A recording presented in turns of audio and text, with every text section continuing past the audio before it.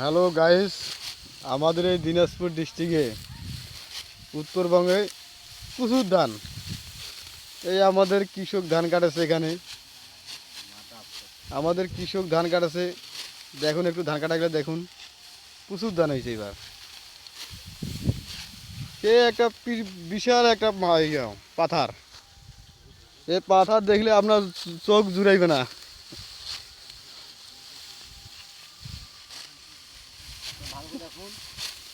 দেখুন একটু ধানগুলো আমাদের দেখুন, চিকন ধান, সব চিকন ধান, এগুলো আতপ হইবে আতপ।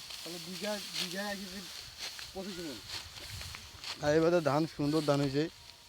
এবারে বিঘা মনে করেন তোমার বীজ হচ্ছে 25 মন করে আসবে বিঘায়। সব বড় না পেয়ে 50 শতকে বিঘা। দেখেন আমাদের ধান কাটাকেও দেখেন।